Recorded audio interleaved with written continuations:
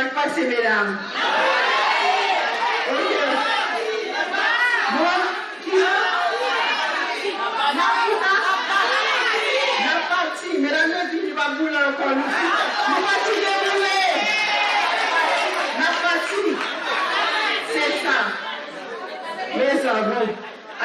I think only in this crowd would I get this kind of welcome. So it's really nice. Thank you. Merci à vous.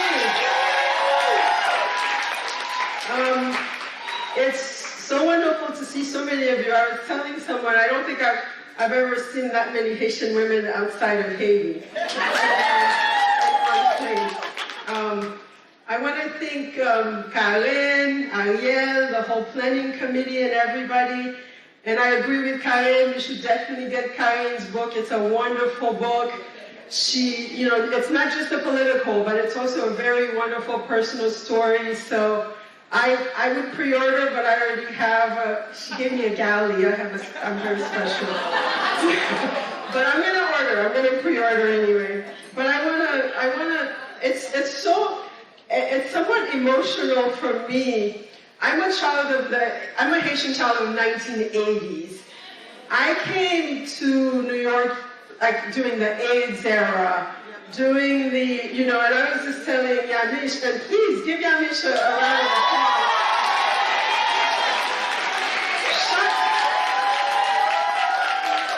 Chaque fois moi Yamish a bataille avec Trump, I'm like, yes!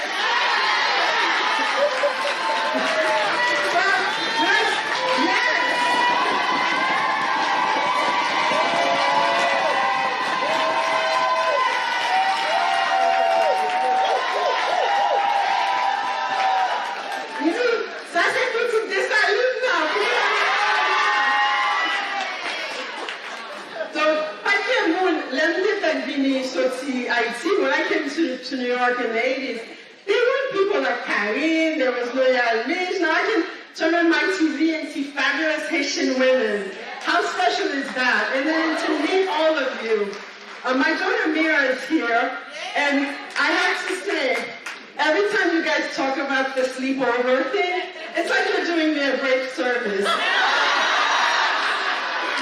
Because now, I think after this, she realizes, like, I'm not a strange person. It's like, I have a whole tribe. There's so many like me. Who thinks, like, who is talking to me like I do? Who will come in like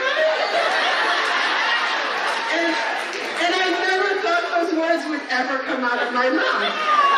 Because I hated when my mother did this. But looking around the room, there's so many of you that have personally meant so much to me. And I have to start with Marie Racine.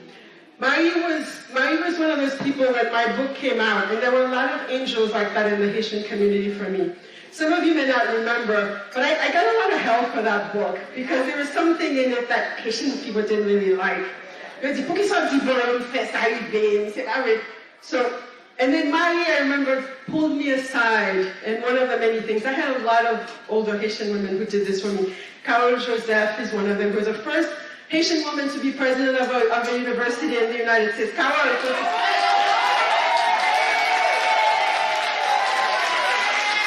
So this is a room full of pioneers, young pioneers, older pioneers, and Marie was one of them, and she would always pull me aside and give me a talk about the Creole in the book, about just being in the world. And I think because there are people who understood, when you're young, and I was 24 years old when that book came out, and you're sort of out there, and people see it, in Oprah, they think it's all good things, but there's also a kind of backlash that comes with it, and I was also like Carel, I was a very shy person, so but it was wonderful to have Haitian women who would come to me, who would talk to me about what was going on.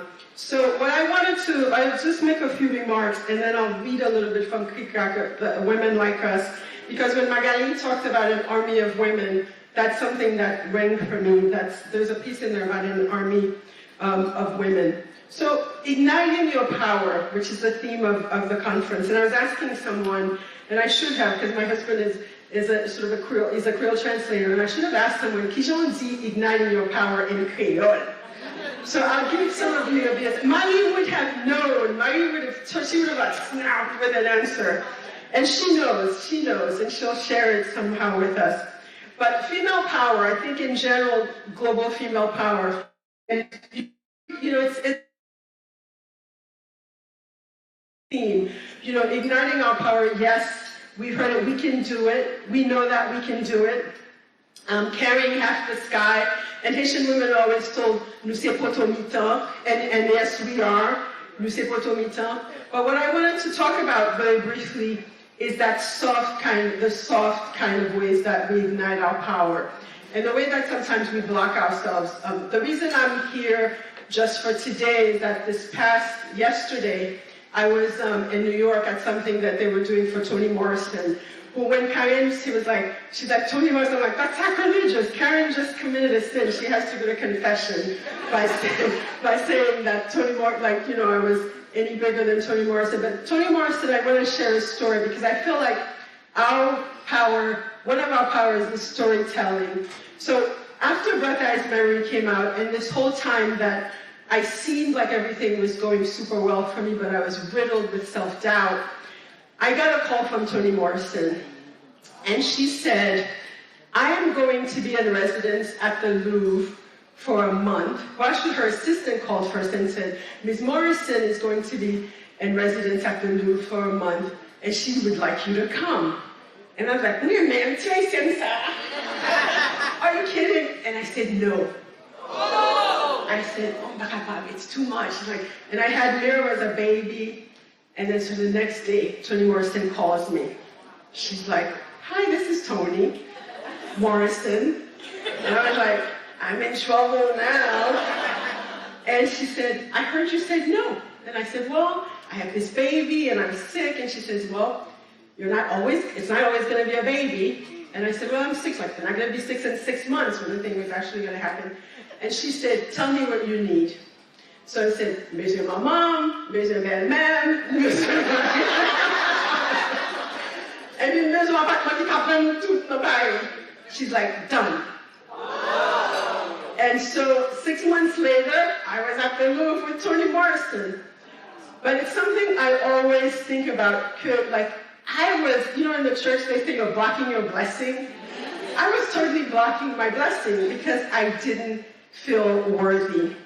And I think part of it was that something, and there are wonderful things in any language, but there's also in Creole.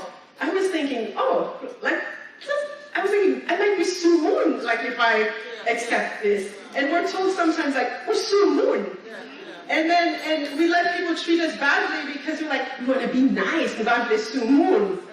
And I've had in the growth of, from when the book came out, from having no book, from trying, you get a lot. We let people treat us badly sometimes, because if you feel like, oh, mother me dit, ça comme ça que tu là. Qu'est-ce que tu croyais? Ça que tu là. And some of us have done it, and some of us have heard it. And so that for me was that moment, and I kept thinking it was as the thing that was linking from the Toni Morrison event yesterday to this event today, was that how much we dim our power when we play small. And I realized playing small, and one of the questions that someone was asking just now about how we, how do you deal with the pushback and people wanting you to play small. So là, on dit, qui vous nous comprenez, même toujours passer, oui. And Baina Bello, who's a wonderful, our extraordinary historian. Baina, where are you? Let the people see you, Baina. She's outside. But Baina Bello, she has a book out there, Shearers of the Haitian Revolution. But Baina Bello tells us all the time. She tells us who we are. Nous sommes petits Anakaona. Nous sommes petits Salis Bel-Air. Nous sommes petits Sept-Îles Fatima. Nous sommes petits Catherine Flan. Nous sommes gens qui sortis, parents nous sortis dans une dictature qui a toujours bataille. That's who we are. And as I said, it's a lesson that I am still learning myself, because it's not easy, and it is a process. And I think that's what is important for us to know. When you see someone standing up here, and if you read Kari's book, you'll get that sense too. You see her on MSNBC, it seems like everything's perfect because they're around a frame. But there is a lot of struggle that also is behind that.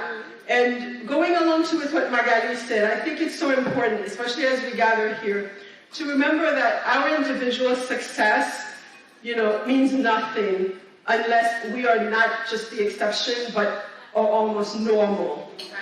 Like and some of you might have had those relatives, I know I have, them would not do, petit padam ken Haitien nan kate kote m'habite. No, that's not what we want. We don't want that kind of exceptionalism. So we want to succeed by the numbers, but not by the singular. And of course, as Magali brought into this room, it's something we cannot remember the girls and women who come behind us, both here and in the diaspora. I remember my mother left me in Haiti when I was 4 with my aunt and uncle who raised me. And when I was a teenager, when I was going through as much of a teenage tantrum situation that a Haitian child is allowed, so I had just watched something, some of you are old enough to remember after school specials. I had just watched one and it was all about like abandonment. Somebody did a mom, you left me! How dare you leave me? And then I'm lucky I didn't get whacked, right? But I think it stirred something in my mother and she said to me, chaque fois que tu manges, t'as pensé sur manger. Chaque fois que tu couché, t'as mangé qui je vais coucher. Every time I ate something, I was wondering how you were eating. Every time I went to bed, I wondered how you were like sleeping. So, and I feel like for me personally in my heart, because I have a lot of family in Haiti, that is the way I feel about what's happening in Haiti now. So I would commend you all as ladies, as a force, to not forget the women and girls of Haiti. My girl, like the women and girls in my family would say, especially if you're a young woman. So think about the women and girls in Haiti, but also the young women and girls in our community. It meant so much that the older women in my community, when I was coming up, would wrap their arms around me and support me as I was going through, and continue to support me. So older women, share your stories, not just your triumphs, but also your struggles. And the young women can learn from you too, even as they're rolling their eyes. So our power is our journey. Our power is our stories. And I want you at this moment, I want you to turn a moment wherever you are, even if you feel like it's hokey, I want you to still do it, to think about one Haitian woman who made a huge difference in your life, who helped turn that corner for you. I want you to close your eyes and evoke that person to you.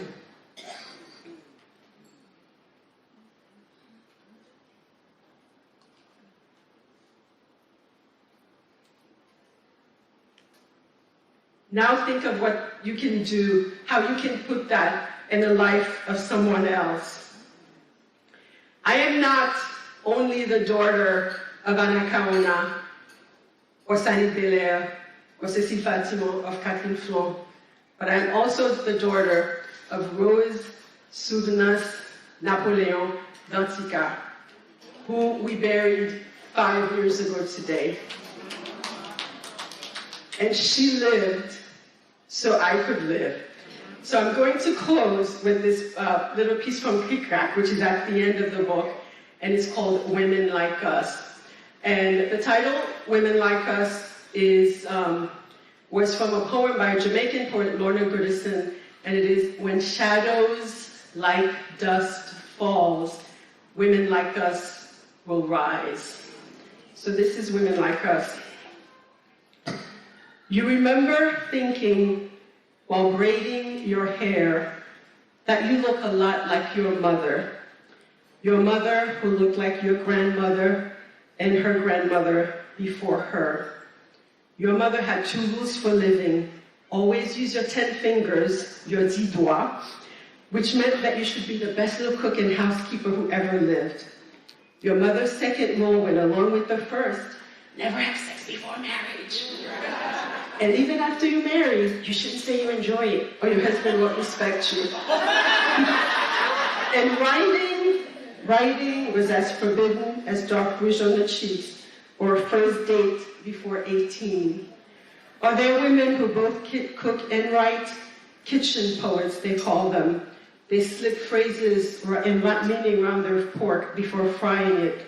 They make narrative dumplings. You remember thinking, while braiding your hair, that you look a lot like your mother. You remember your silence when you laid your first notebook in front of her. The family needs a nurse, she said. We need to forge ahead with our heads raised, not buried in scraps of throwaway paper. When you were a little girl, you used to dream that you were lying among the dead and all the spirits were begging you to scream. Most of the women in your life had their heads down, but you thought that if you didn't tell the stories, the sky would fall on your head. You often thought that without the trees, the sky would fall on your head. You remember thinking, while braiding your hair, that you look a lot like your mother who looked like your grandmother and her grandmother before her. Your mother, she introduced you to the first echoes of the tongue that you now speak, when at the end of the day she would braid your hair while you sat between her legs scrubbing the kitchen pots. When she was done, she would ask you to name each braid after those 999 women, this army of women boiling in your blood. And since you had written them down and memorized them, the names would just come rolling off your tongue. And this and everything you have ever done, and everything all of you have ever done, has been the way, a testament in the way, to the way that all of these women lived and died and will live again. Thank you.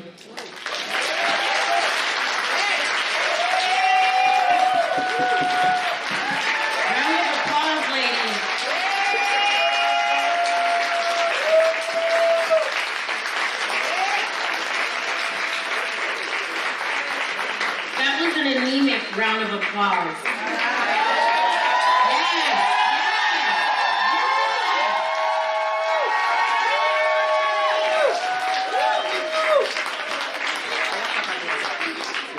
Our mistress of celebration is navigating the new floor plan and making her way to the front. Karen's she's coming. You counting people? Oh, they go. Okay, count. There should be 9 of us. What's Farah? Farah. We're always working.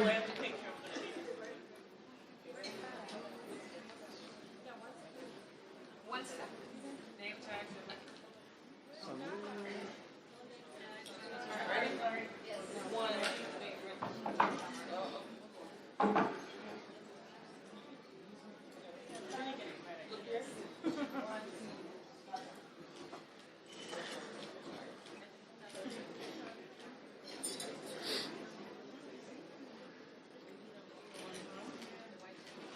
Hold on. We're going to do one with our speakers, please. And Edwidge, will you join us?